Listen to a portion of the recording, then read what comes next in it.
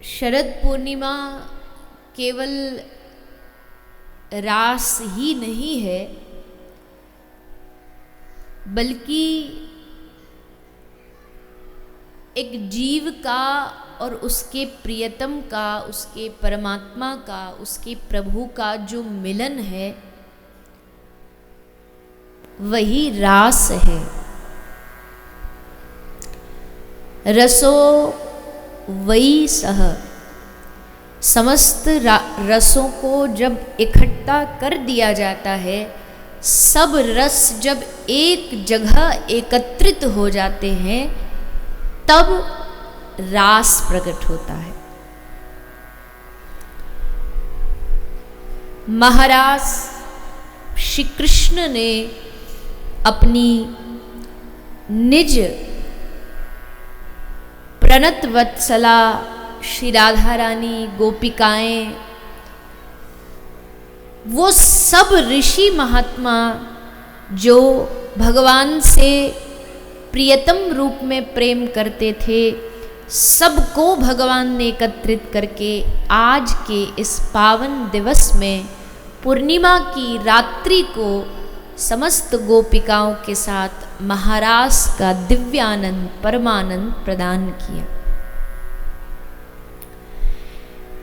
लेकिन ये रस की जो भूमि है, ये कोई साधारण रस नहीं है। एक होता है कि आपने भगवान को अपना मित्र मान लिया, एक होता है पुत्र मान लिया, पिता मान लिया, स्वामी मान लिया, लेकिन भगवान को प्रियतम मानना और फिर उसी भाव से उनसे संबंध निर्वहन करना, ये आसान नहीं है। गोपियों का जो श्री कृष्ण से माधुर्य संबंध है, उसी का परिणाम हुआ कि जिसके भीतर मधुर रस होगा वही इस रास में प्रवेश कर सकेगा।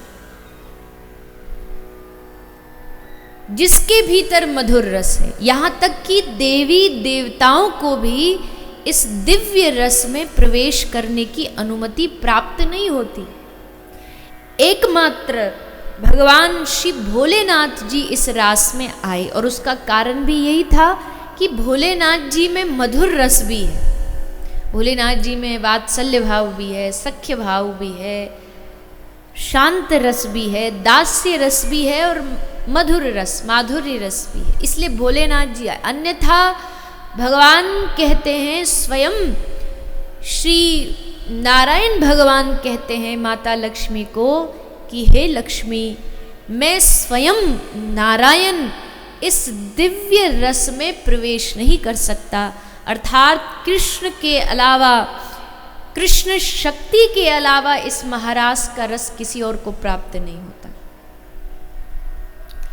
वो अलग बात है कि बीते पिछले 9 दिन जो नवरात्रे हुए, उसे भारत के कोने कोने में डांडिया गरबा खेला जाता है और लोग कहते हैं कि ये रास है, लेकिन ये रास नहीं है।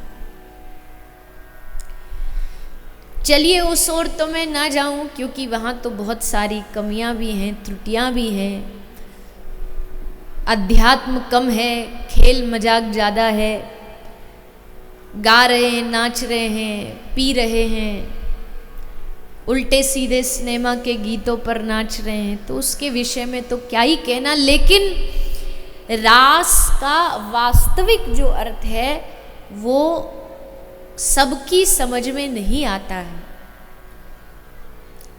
लेकिन किसी पहुंचे हुए रसिक जन की कृपा अगर हम पर हो जाए, तो हमें रास की महिमा थोड़ी बहुत समझ आ सकती।